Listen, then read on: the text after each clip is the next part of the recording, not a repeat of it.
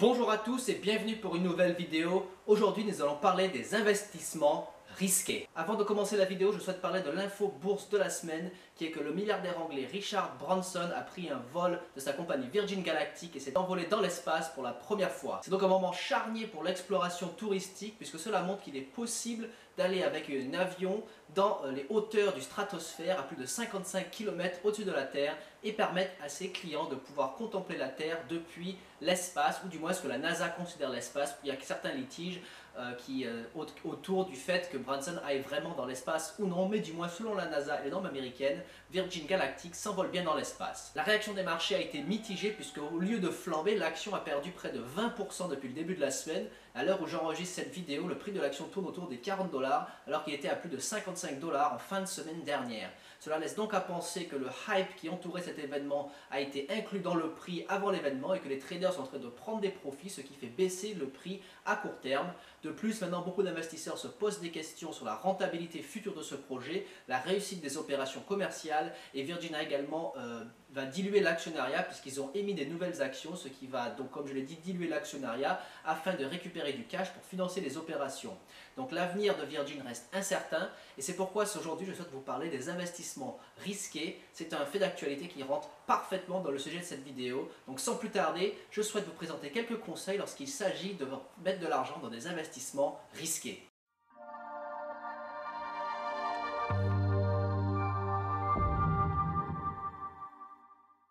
Alors un investissement risqué, ce n'est pas pareil que de la spéculation. La spéculation cherche à tirer profit de la volatilité du marché pour faire des profits rapides sur une courte période pour prendre avantage des variations des prix. Donc le spéculateur n'en a que faire des fondamentaux, il va simplement suivre la tendance du marché pour engranger des profits, que ce soit à la hausse sur le prix d'un actif ou à la baisse sur le prix d'un actif. Un investissement risqué, c'est au contraire un investissement dans une entreprise d'avenir qui se base essentiellement sur des promesses et un projet de réussite future. C'est-à-dire qu'on va investir dans une entreprise qu'on considère qui sera en capacité de produire un service ou un produit innovant qui va radicalement changer la vie des gens et qui générera des profits à l'avenir.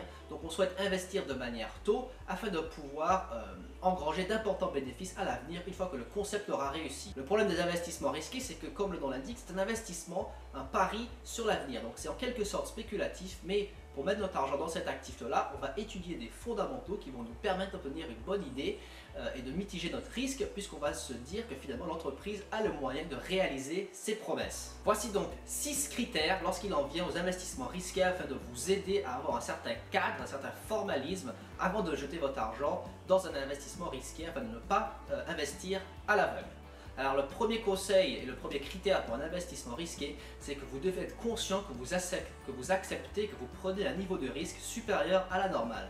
Lorsque vous investissez dans une entreprise très connue comme Apple, Amazon, Microsoft ou Nestlé, vous investissez dans une entreprise qui est déjà très mature, qui a des produits et des services sur le marché qui fonctionnent, qui sont populaires et qui ont des marques reconnues. Et donc en fait, il y a assez peu de risques finalement d'investir dans ces entreprises-là. Lorsque vous investissez dans une entreprise comme Virgin Galactic par exemple, c'est l'entreprise que je vais prendre comme exemple dans cette vidéo, et bien là vous pariez sur l'avenir et non pas sur un produit ou un service existant qui génère déjà des revenus.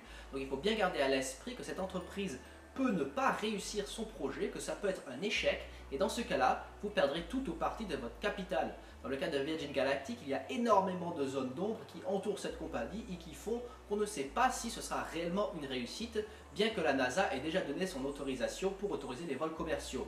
Mais est-ce qu'il y aura des accidents? S'il y a un accident avec des personnes très connues dans cet avion, cela pourra avoir un effet catastrophique sur l'image de la compagnie et entraîner sa disparition. On se souvient tous de l'accident du Concorde qui avait finalement éliminé ce projet très ambitieux. Ensuite, le prix des tickets qui sera compris en 250 000 et 500 000 $ est prohibitif et pourra finalement quelque part empêcher de développer le marché de Virgin puisque ce sera réservé dans un premier temps à une clientèle très niche. Ensuite, Virgin a une ambition de créer des vols commerciaux entre des villes majeures, c'est-à-dire faire un Paris-New York en peut-être 45 minutes. Et cela également nécessite d'importants investissements, un projet commercial bien solide. Et tout cela est extrêmement risqué. On n'a aucune visibilité sur la potentielle réussite de ces projets. Donc si vous investissez dans une entreprise comme Virgin Galactic, mais il en existe beaucoup d'autres, vous devez être conscient que vous prenez une part de risque substantielle. Mais qui dit gros risque dit potentiellement gros retour sur investissement. Un jour, si Virgin arrive à accomplir tous ses projets, le prix de l'action pourra dépasser les 1000 dollars dans les 5 à 10 prochaines années. Mais pour l'instant, ce n'est que de la spéculation. On ne sait pas si cela va réellement arriver. Donc la première chose à savoir lorsque vous faites un investissement risqué, c'est de bien garder à l'esprit que vous prenez un niveau de risque bien supérieur à la moyenne. Le deuxième critère à faire lorsque vous êtes en train d'étudier un investissement spéculatif ou un investissement risqué, c'est d'étudier le business plan et les finances de l'entreprise. Donc le business plan, c'est comment est-ce que l'entreprise va gagner de l'argent. Donc quels sont les produits et les services qu'elle va mettre sur le marché, quel est son projet de croissance future et quelles sont les finances qu'elle a actuellement qui lui permettront d'atteindre ce projet. Alors dans le cas dans n'importe quelle entreprise, vous devez aller regarder le bilan de l'entreprise afin de regarder quels sont les actifs, les fonds propres que l'entreprise possède, quelles sont les dettes qu'elle a en cours et en fait également qui sont les investisseurs derrière ce projet. Donc si vous voyez qu'une entreprise a beaucoup de cash, beaucoup de fonds propres, cela est très bon signe. Et si vous voyez également qu'elle a très peu de dettes, c'est encore un meilleur signe puisque cela signifie qu'elle sera capable d'investir avec ses propres moyens et qu'elle pourra avoir recours à la dette si elle a besoin. Si au contraire vous voyez une entreprise qui a beaucoup de dettes et très peu de cash, cela est très mauvais signe puisque là ça peut signifier que l'entreprise sera tentée d'émettre énormément d'actions sur le marché pour lever des capitaux, ce qui va diluer l'actionnariat et au contraire vous n'aurez pas une appréciation du prix de l'actif comme vous l'espérez, mais au contraire potentiellement une forte dépréciation du prix de l'actif. Beaucoup de startups et d'entreprises innovantes qui émettent énormément d'actions sur le marché, ce qui a pour effet de diluer l'actionnariat et de faire baisser le prix de l'actif, contrairement aux espérances des investisseurs qui eux veulent un accroissement du prix de l'actif.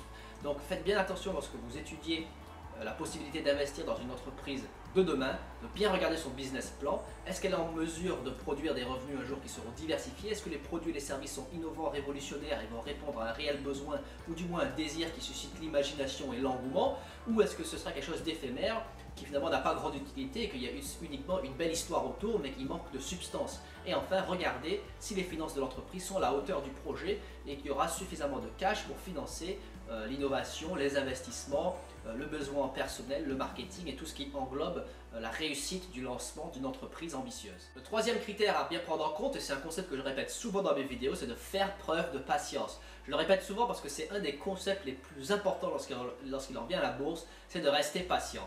N'oubliez jamais qu'une entreprise a besoin de temps pour lancer des projets, de se construire un portefeuille de clients, de générer des revenus, d'investir, d'innover, de parfaire ses produits et ses services, de générer une rentabilité, de pouvoir distribuer des dividendes, etc., de se démarquer de ses concurrents. Tout ça, ça peut prendre du temps, ça peut prendre des années. J'ai déjà pris un autre exemple dans une vidéo précédente où je parlais de Tesla et pendant 10 ans, l'action Tesla n'a pas connu une énorme croissance. C'est passé de moins de 10 dollars à 50-60 dollars en 2010 et 2020. Donc, ce qui veut dire que pendant une période de 10 ans, les premiers investisseurs de Tesla n'ont pas vu d'importants retours sur investissement.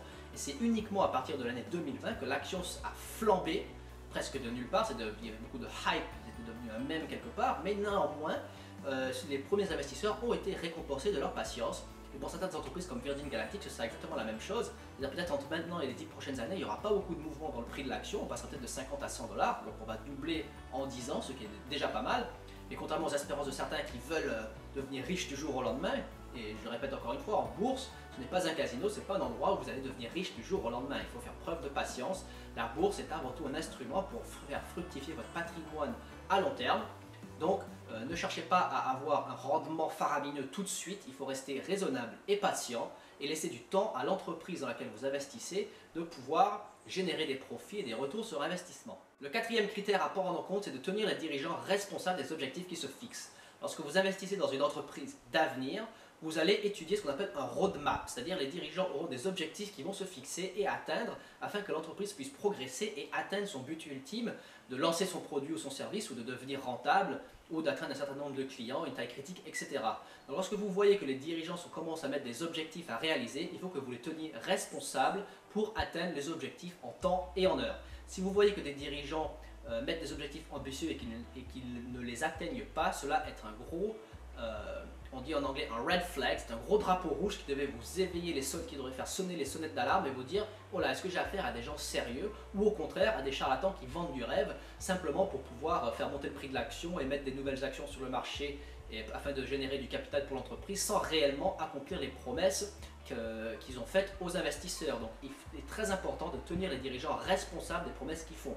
Dans le cas de Virgin, quelles sont les promesses? Dans un premier temps, réussir des vols commerciaux avec les clients qui ont prépayé des billets. On sait que Justin Bieber ou Ashton Kutcher ont déjà réservé leur place. Eh bien, voyons voir si ces gens-là, en 2022, comme prévu, vont vraiment prendre l'avion et voler dans l'espace. Si cela est tenu dans l'année 2022, c'est déjà une très bonne chose. Après, ça va ouvrir la porte à ce que d'autres clients également feront le vol avec Virgin Galactic. Mais en attendant, si c'est repoussé de 1 ou 2 ans, ce sera déjà un signal d'alerte ou un signal un peu plus alarmant puisque l'entreprise ne va pas respecter ses échéances qu'elle a mises.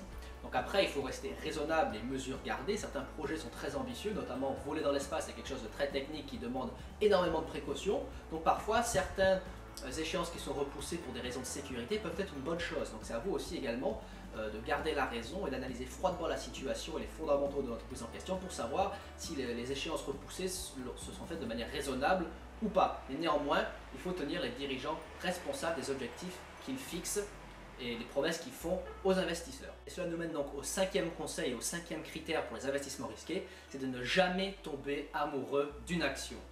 De nos jours, sur Internet, il y a beaucoup de hype, beaucoup de mèmes, des communautés qui se créent autour de certaines actions, des gens qui se créent des solidarités entre eux pour faire grimper le prix d'un actif, pour montrer aux grosses institutions de quoi on est fait. Mais en réalité, il ne faut pas tomber dans ce piège, ça c'est faire être le mouton et suivre le troupeau, il faut toujours rester fixé sur les fondamentaux de l'entreprise et ne pas tomber amoureux d'une action ou de l'histoire qui entoure, du romantisme qui entoure l'histoire d'une entreprise. Dans le cas de Virgin Galactic, il y a toute une histoire avec Richard Branson, sa mère, ses rêves d'enfance, etc. Tout cela, c'est un bon marketing qui est très bien ficelé, mais néanmoins, il faut garder la tête froide et analyser les fondamentaux de l'entreprise, les chances de réussite qu'ils ont, les échéances qui sont fixées, les objectifs, les objectifs de rentabilité, etc. C'est ça qu'il faut regarder avant tout. Donc ne devenez pas amoureux d'une entreprise ou d'une action, ne tombez pas dans l'émotionnel et restez rationnel et tenez-vous-en aux fondamentaux et à la stratégie que vous établissez en amont avant d'injecter votre argent dans cette entreprise-là. N'oubliez jamais que la bourse et les marchés financiers sont froids et impitoyables. Ils n'en ont rien à faire de vos émotions ou du fait que vous pensez être convaincu d'avoir raison. Si le marché estime qu'une action est surcotée et ne mérite pas sa valuation, le prix va chuter et vous perdrez une partie ou toute votre capital. Donc, encore une fois, respectez la bourse, respectez les marchés financiers, ne tombez pas dans l'irrationalité et l'émotion, restez rationnel et tenez-vous-en aux fondamentaux. Le 6e et dernier critère lorsqu'il en vient aux investissements risqués que je souhaite vous présenter aujourd'hui, c'est de respecter votre argent. N'investissez pas tout votre argent dans des investissements spéculatifs, vous risquez de perdre une partie importante, voire tout votre capital, et cela va vous ralentir dans l'atteinte de vos objectifs financiers. Pensez toujours au travail que vous avez fourni pour gagner votre argent et dites-vous bien que l'argent est quelque chose qui doit être respecté puisqu'en général, pour la majorité des gens, l'argent c'est du temps. C'est-à-dire vous passez des heures au travail, vous avez peut-être un salaire horaire et chaque heure que vous travaillez à la sueur de votre front égale de l'argent dont vous avez besoin pour vivre. Et cet argent également dont vous avez le surplus de cet argent, dont vous n'avez pas besoin pour vivre dans l'immédiat, doit être épargné ou investi afin de vous permettre de faire fructifier votre capital pour un jour avoir une retraite confortable ou financer l'achat d'une maison ou financer votre retraite ou obtenir un revenu de vos investissements. Peu importe quel est votre objectif financier, il faut que vous établissez en fait également un roadmap de vos objectifs afin de les atteindre. Et si vous faites trop d'investissements spéculatifs et que vous n'équilibrez pas votre portefeuille d'investissement, vous risquez d'avoir trop de risques et finalement de ne pas avoir les résultats espérés. Donc de nos jours, surtout si vous suivez beaucoup de forums, par exemple les forums Reddit ou sur Facebook ou tous ces genres de communautés où les gens sont en train de faire un gros hype autour de certaines actions, dites-vous qu'une fois sur deux, l'argent que vous allez investir dans certains mèmes, dans certaines actions mèmes, c'est comme jeter de l'argent par la fenêtre. Est-ce que vous jetteriez de l'argent par la fenêtre du 8e étage ou est-ce que vous jetteriez des billets d'argent dans la mer? Probablement pas. Donc pourquoi est-ce que vous jetteriez de l'argent dans des actions hyper spéculatives qui n'ont aucun fondamentaux et où vous risquez finalement d'acheter au plus haut et que les gens qui ont fait le hype autour de cette action, eux vendent en masse et vous vous retrouvez avec une action dont le cours s'effondre et donc vous avez quasiment tout perdu. Donc faites bien attention à ça, respectez votre argent, ne tombez pas dans les pièges de suivre le troupeau et de mettre tout votre argent de mettre tous vos œufs dans le même panier ou d'investir dans des actions hyper spéculatives. Respectez votre argent. Une règle simple à respecter dans ce cas, c'est d'investir environ 80% de votre argent, de vos capitaux, dans des investissements à faible risque, comme des ETF, des actions blue chip ou des dividendes aristocrates ou même dans des comptes épargne à intérêt élevé. Et ensuite, vous gardez 20% de vos capitaux pour faire de l'investissement plus actif, donc du stock picking, et des investissements un peu plus risqués qui sont des paris sur l'avenir. Mais au moins vous savez que même si vous perdez une partie de ce capital-là, 80% de vos fonds sont dans des investissements à long terme qui vont fructifier correctement puisque vous aurez mis dans des actions qui sont relativement sûres, à faible risque, qui sur le long terme ont des potentiels de croissance tout à fait raisonnables. Et après vous avez une partie d'argent avec laquelle vous pouvez entre guillemets jouer ou prendre des risques un peu plus risqués, des investissements un peu plus risqués, mais au moins vous savez que ce n'est qu'une petite partie de votre capital. Donc le sixième et dernier critère, c'est de respecter votre argent. Voilà donc pour la vidéo d'aujourd'hui, j'espère que ça vous a plu, j'espère que ces 6 conseils vous seront utiles lorsqu'il en vient à investir dans des investissements un peu plus risqués. N'oubliez pas de laisser un like en dessous de cette vidéo pour m'aider à battre l'algorithme YouTube et me montrer que vous l'avez apprécié. Abonnez-vous à ma chaîne pour être notifié des futures publications et de rejoindre la communauté. Laissez un commentaire pour me faire part de vos observations, si vous avez des conseils à rajouter à ceux que j'ai énumérés ici. Merci d'avoir regardé cette vidéo et à bientôt.